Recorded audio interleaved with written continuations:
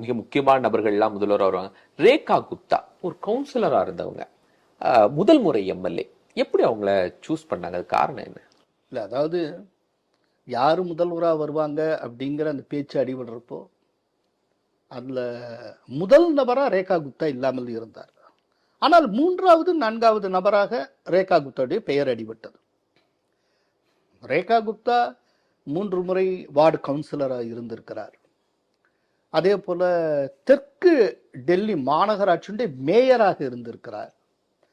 2023 ஒருங்கிணைந்த டெல்லி மாநகராட்சி மேயர் தேர்தலில் பிஜேபி சார்பில் அவர் தான் போட்டியிட்டார். போட்டியிட்டு அவர் ஆம் ஆத்மி கேண்டிடேட் ஷெல்லி ஒபராய்னு பேர், அவங்கள்ட்ட 34 வாக்குகள் வித்தியாசத்தில் தோற்று போனார்.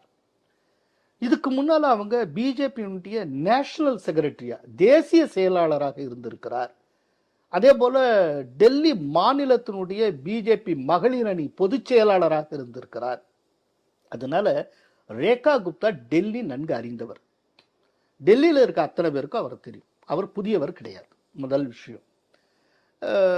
இப்போ அவர் எதனால தேர்ந்தெடுக்கப்பட்டதுக்கு பர்வேஷ் வர்மா அந்த இதுல இருந்தார், பேர் அடிபட்டது.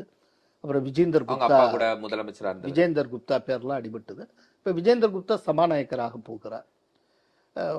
பர்வேஷ் வர்மா மினிஸ்டராக இருக்கிறார், துணை முதல்வர் அப்படியும் ஆகியிருக்கார். இப்போ இவருக்கு என்ன கிரெடிட் அப்படின்னா, இதுக்கு பின்னால, இந்த தேர்வுக்கு பின்னால ரொம்ப முக்கியமான ஒரு அம்பிஷன், ஒரு நோக்கம் இருக்கு. பெர்மனண்டா சப்ஜாடா ஆம் ஆத்மியை காலி பண்றது. கேஜ்ரிவால் இனி எந்திருக்கவே முடியாதுங்கிற அளவுக்கு ஒரு அடி அடிச்சா அது அந்த ஒரு திட்டத்தின் அடிப்படையில் ரேகா குப்தா வந்திருக்கிறார். ரைட். கேஜ்ரிவாலுடைய மிகப்பெரிய பலம் என்னவாக இருந்தது? முதல் பலம் தாய்க்குலத்து மத்தியில் அவருக்கு இருந்த செல்வாக்கு, மகளிர் செல்வாக்கு. இரண்டாவது கேஜ்ரிவால் சார்ந்த ஓபிசி பனியாக்களுடைய செல்வாக்கு. இந்த 2 தான் அவருடைய பிரதான பலம். பொலிட்டிக்கல் ஸ்ட்ரென்த்துக்கு காரணம் இந்த 2 தான். இப்போ அவருடைய அந்த மகளிர் செல்வாக்கை குறைக்கிறதுக்கு ஒரு பெண்ணையே முதல்வராக்கியாச்சு. பனியா அந்த கம்யூனிட்டி, அதனுடைய செல்வாக்கை குறைக்கிறதுக்கு இவரும் பனியா, ஒரு பெரிய பிசினஸ் கம்யூனிட்டி. அது ஒரு பிசினஸ் கம்யூனிட்டி.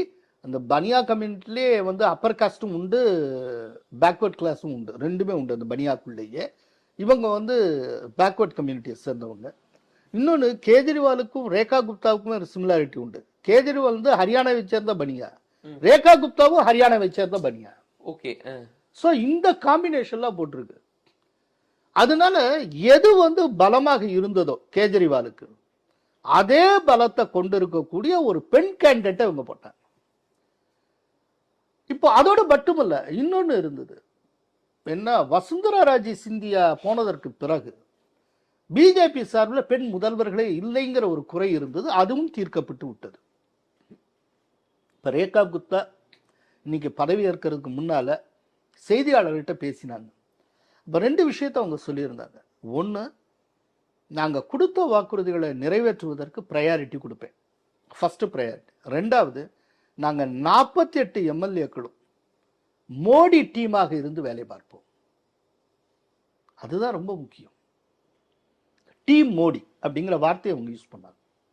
மோடி டீமாக இருந்து நாங்கள் ஒர்க் பண்ணுவோம். ஸோ எங்களுக்கு இடையில இந்த பூசல், பிணக்குகள், கருத்து வேறுபாடு எதுவும் கிடையாது. கேரி பண்ணணும், அவ்வளோதான். சொன்னது செஞ்சாகணும். எங்களுக்கு கொடுக்கப்பட்டிருக்க பணி அதுதான். வாக்குறுதி என்ன கொடுத்தோமோ அதை செயல்படுத்துவோம். முழுக்க முழுக்க நான் நேர்மையாக செயல்படுத்துவேன். அது ரேகா குப்தா சொல்லியிருக்கிறார். அதாவது இதுக்கு முன்னால வரைக்கும் ஆட்சியை பிடிக்கிறதுல இருந்த சிக்கல் கடந்த 15 வருஷமா என்னன்னா, டெல்லி யூனிட் ஒரு அருமையான பிஜேபி யூனிட்.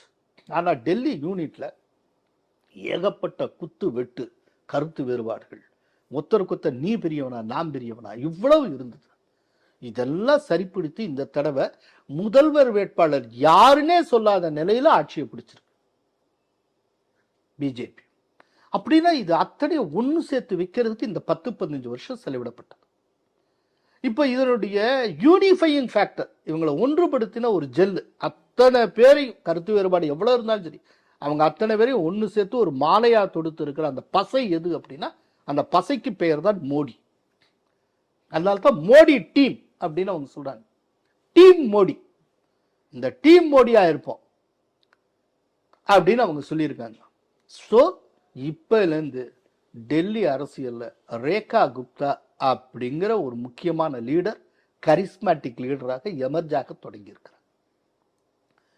இதுவரைக்கும் அங்க ஒரு கரிஸ்மேட்டிக் லீடர்னு ஒருத்தர் இல்லை. டெல்லிக்கான பிஜேபி முகம்னே ஒண்ணு இல்லாமல் போயிட்டு இருக்கு. அது வந்து தொடர் தோல்விக்கு காரணம் அப்படின்னு சொல்லிட்டு இருந்த நிலையில இப்போ டெல்லிக்கான பிஜேபியின் முகம் இதுதான் அப்படின்னு அடையாளம் காட்டப்பட்டிருக்கு. அதை ரேகா குப்தா சரியாக செய்வார் நம்புறாங்க. அது நம்பினதுக்கு ஒரு காரணம் என்னன்னா, இந்த கேஸ்ட், அவர் பெண்ணா இருக்க இதெல்லாம் தாண்டி அவர் வந்து கவுன்சிலராக இருந்தவர், மேயராக இருந்தவர். டெல்லிங்கிறது அடிப்படையில் என்ன சார், சிட்டி ஸ்டேட். அந்த சிட்டியை வந்து இன் அண்ட் அவுட் கிரவுண்ட் ரியாலிட்டியை புரிஞ்சு வச்சிருக்கணும். எந்த இடத்துல எந்த தெரு பேரை அவங்களால சொல்ல முடியும். இந்த தெரு சுத்தமா இருக்குமா, இந்த தெரு குப்பையா இருக்குமான்னு கேட்டா ரேகா குப்தாவால சொல்ல முடியும். சாதாரண கவுன்சிலராக இருந்து வந்தவங்க. ஸோ டெல்லியை வந்து இன் அண்ட் அவுட் பிராக்டிக்கலா புரிந்து வைத்துக் கொண்டு இருக்கிறவர். சரி, இந்த தடவை இந்த அளவுக்கு ஜெயிக்கிறதுக்கு எது காரணமா இருந்தது? கேஜ்ரிவால் காலத்துல செய்யாமல் விடப்பட்ட பல்வேறு காரியங்கள். ஒன்று, யமுனை நதியை தூய்மை பண்றேன்னாங்க, குப்பையா ஆக்கினது. தெருவில் இருந்த குப்பை, அந்த குப்பையை அள்ளாமலே போனது. பயங்கர வாடை அடிக்கக்கூடிய தெருக்களாக எல்லாவற்றையும் மாற்றியது. அதே போல குடிநீரை நான் தருவேன்னு சொன்னது. அதுக்கு ஆர்வ போட்டு தரேன், 30 ரூபாய் வாங்கிட்டு ஆர்வ போட்டு தந்து அதை திருகினா மஞ்சள் தண்ணியா வரும், கருப்பு தண்ணியா வரும். முழுக்க சுருக்கமா சொல்றேன்னா ஒரு அசுத்தமான டெல்லி. இதுதான் கேஜ்ரிவாலுக்கு யமனாக மாறியது. இதை வச்சுதான் பிஜேபி கேபிட்டலைஸ் பண்ணியது. அப்படிங்கிறப்போ இதுல இருந்து மீண்டு நீங்க ஒரு டிஃபரன்ஸை காட்டினா தான் அடுத்த எலெக்ஷன்ல மைலேஜ் எடுக்க முடியும். அப்படிங்கிறப்போ டெல்லியை தரவா தெரிஞ்ச ஒருத்தர் தான் சிஎம் வர முடியும். டெல்லி முதலமைச்சர் ரேகா குப்தா வந்துட்டாங்க. இனி அரவிந்த் கெஜ்ரிவால் டெல்லியை தாண்டி பஞ்சாப்ல நுழைய போறாரு.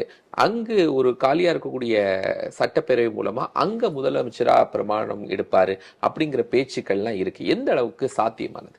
டெல்லியை தாண்டி அவர் பஞ்சாபுக்கு போறதுக்கு முன்னால் ஜெயிலுக்கு போயிடுவார் சார். ஏன்னா தேர்தல் ஆணையம் அநேகமாக ஒரு வழக்கு போடும்னு நினைக்கிறேன். இந்த ஹரியானா கவர்மெண்ட் வந்து டெல்லி விஷம் வச்சு கொள்ள பார்த்தாங்கன்னு ஒரு பொய்யை சொல்லி விட்டார்ல, அது சம்பந்தமான இன்னும் முடிவெடுக்கல இது தேர்தல் ஆணையம். அது தவிர ஷீஷ் மஹால் சம்பந்தப்பட்ட வழக்கு, ஏற்கனவே இந்த மதுபான ஊழல் வழக்கு, இதெல்லாம் இருக்கு. நிறைய அவருக்கு அடுத்தடுத்து வேலை நிறைய இருக்கு. நீதிமன்றத்து வழக்கறிஞர்கள் இவங்களோட அவர் நிறைய சட்டம் படிக்க வேண்டி இருக்கும். ரைட்டா, அவருக்கு நிறைய ஒர்க் இருக்கு. இந்த ஒர்க்குக்கு மத்தியில் இவர் இங்கேருந்து பஞ்சாப் போவார், பஞ்சாப்லேருந்து இங்கே வருவார்ல, இங்கேருந்து அவர் நேராக ஜெயிலுக்கு போவார். அப்படிப்பட்ட சூழ்நிலை இருக்கு. பஞ்சாபுக்கு போனாலும் ஒன்றும் செஞ்சிட முடியாது. பஞ்சாபுக்கு இவர் போகணும்னு நினைக்கலாம், அங்க இருக்க பவன் சிங் மான் விடுவாரா? ஏன்னா அங்க அவர் வந்து ஒரு ஏரியா தாதா மாதிரி உட்காந்துட்டு இருக்காரு. இப்போ கேஜ்ரிவால் வந்தா இவர் தன்னுடைய இடத்த ஒழிச்சு கொடுத்துட்டு உருவாக்கி இருக்காரு அவரை அப்படின்னு. அரசியல் அந்த மாதிரி ஒண்ணுமே கிடையாதுங்க.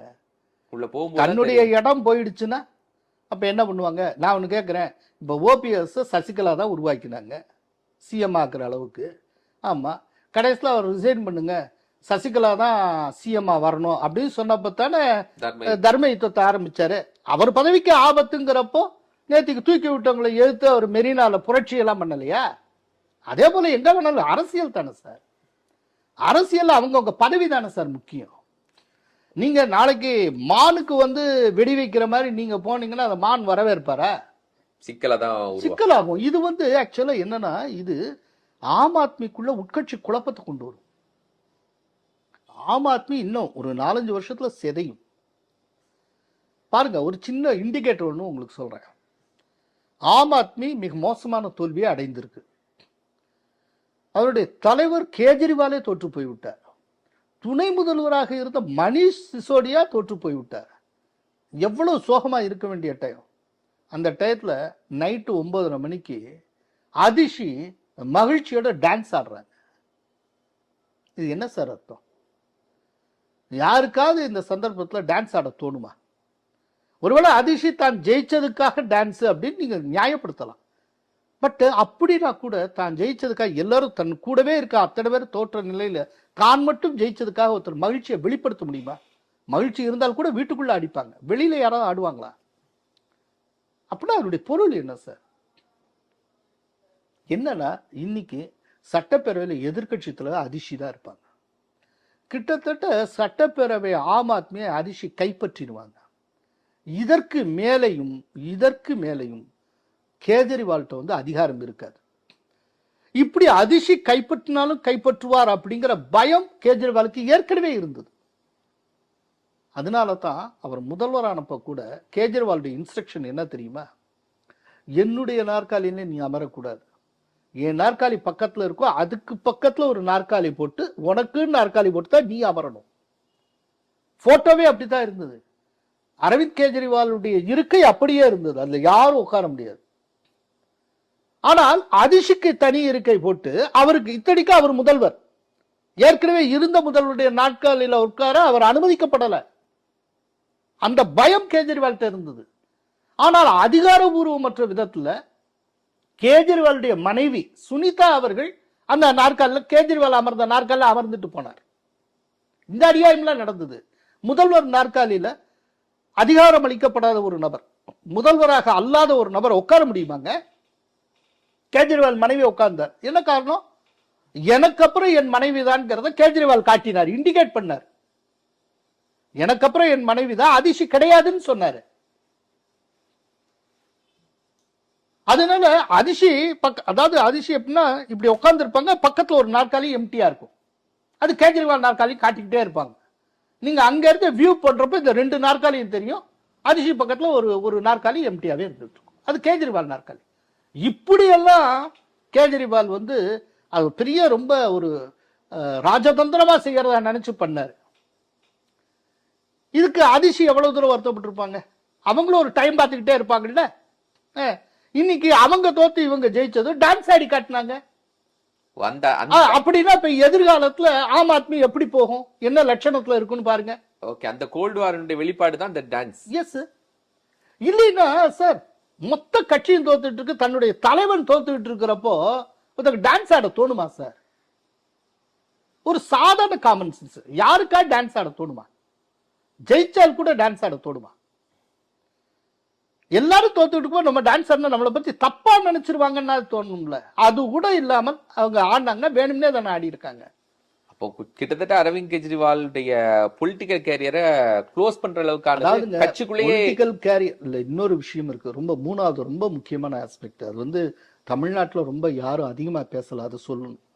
என்னன்னா இந்த தடவை அமலாக்கத்துறை இந்த மதுபான ஊழல் தொடர்பா வழக்கு போட்டிருக்காங்க இல்லையா, அதுல வந்து சார்ஜ் ஷீட் எல்லாம் போட்டிருக்காங்க. அந்த ரொம்ப முக்கியமான விஷயம் என்னன்னா அரவிந்த் கெஜ்ரிவாலை மட்டும் அவங்க மென்ஷன் பண்ணல, இது வரைக்கும் இல்லை. அதாவது இந்தியாவில் எந்த இதுலையும் எந்த அக்கேஷன்லையும் அமலாக்கத்துறை இந்த விதமான ஒரு குற்றப்பத்திரிகை தாக்கல் செஞ்சதே இல்லை. அதுல என்ன பண்ணிருக்கு அப்படின்னா அரவிந்த் கெஜ்ரிவால் மட்டுமல்ல, மொத்த ஆம் ஆத்மி கட்சியவே அக்யூஸ்டா காட்டியிருக்காங்க.